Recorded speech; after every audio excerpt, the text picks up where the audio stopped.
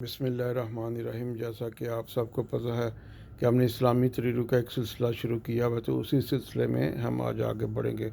شروع کرتے ہیں جی، بسم اللہ الرحمن الرحیم۔ گزشتہ سے پیوستہ حضرت عبد المطلب بن ہاشم بن عبد المناف بن قصا کی زندگی میں دو واقعات بڑی اہمیت کے حامل تھے۔ ایک تو زمزم کے کنویں کی کھدائی اور دوسرا ابرہ کے لشکر کی یمن سے آ کر بیت اللہ کے انہدام کرنے کی کوشش، جس کو اللہ نے ناکام بنا کر نشانی عبرت بنا دیا۔ زمزم کے کنویں کی بازیابی کے متعلق پہلے لکھا جا چکا ہے، اور اب ہم ابرہ کے اس لشکر کشی کے محرکات اور نتائج کے متعلق جانیں گے۔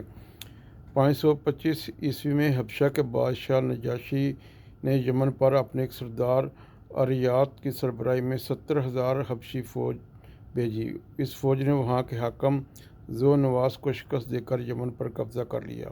اس فوج میں ابرہ بھی بطور سپہ سالار شامل تھا۔ اریات اور ابرہ دونوں ہی حبشی نسل تھے۔ اریات کافی دیر یمن کا حاکم رہا، مگر بعد میں دونوں کے درمیان بعض معاملات میں اختلاف ہوا تو دونوں میں تلوار چل گئی۔ اریات قتل ہو گیا، جبکہ لڑائی میں ابرہ کے اونٹ اور ناک پھٹ گئی، جس کی بنا پر اسے ابرہ الاشرم کہا جانے لگا۔ شرم کا مطلب شک ہونا، پھٹا ہونا ہے۔ ابرہ الاشرم اریات کو قتل کر کے یمن کا حاکم بن گیا۔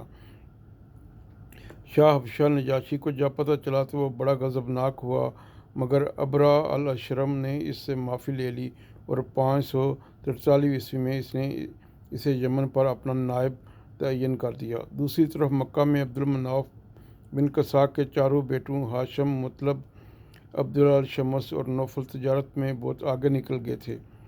ان کی تجارت عرب کے اندر اور باہر دور تک پھیل چکی تھی۔ انہوں نے بیرونی حکومتوں سے اہل مکہ کے لیے فری ٹریڈ کے اجازت نامے حاصل کر رکھے تھے، جس سے اہل مکہ کو بے تحاشا تجارتی فوائد حاصل ہو رہے تھے۔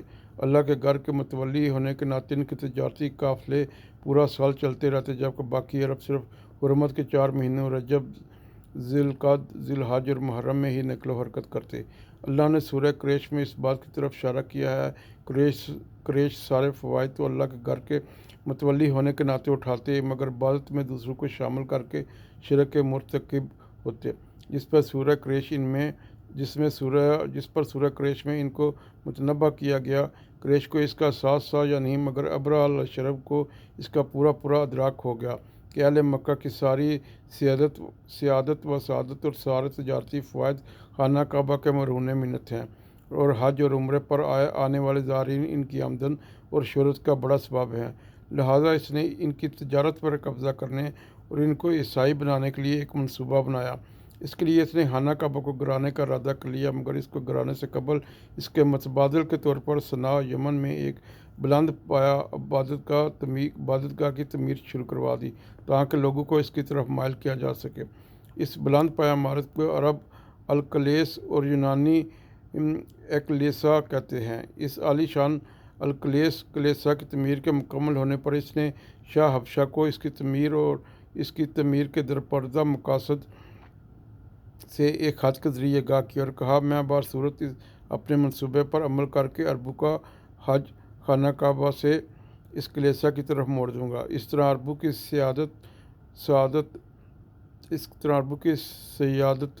اور تجارت پر ہمارا قبضہ ہو جائے گا۔ تعمیر اور اس کے درپردہ مقاصد کے متعلق لکھے گئے خط کا کسی طرح عربوں کو بھی پتہ چل گیا، اور اس لیے جب یہ ابرہ الاشرم ہونٹ نہ کٹا یمن سے 60,000 فوج اور ہاتھیوں کے ایک دستے کے ساتھ خانہ کعبہ گرانے نکلا، تو سب سے پہلے اس کے بڑے ارادے میں ذوالفقار نام کا ایک سردار مزاحم ہوا، مگر کم تعداد کی وجہ سے شکست کھا کر قیدی ہوا۔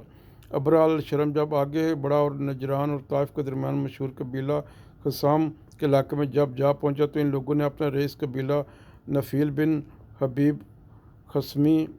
خثعمی کی سرکردگی میں اس کا مقابلہ کیا، مگر ناکام ہوئے، اور ذوالفقار کی طرح رئیس قبیلہ نفیل بن حبیب خثعمی کو بھی قیدی بنا لیا، اور دونوں کو سخت پیر میں قید خانے میں ڈال دیا گیا، مگر دونوں معافی مانگ کر اور مستقبل میں وفادار رہنے کا یقین دلا کر قتل ہونے سے بچ گئے۔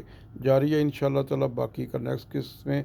اپنا خیال رکھنا، دعاؤں میں یاد رکھنا۔ اللہ تعالیٰ آپ سب کا حامی ناصر ہو۔ اللہ حافظ۔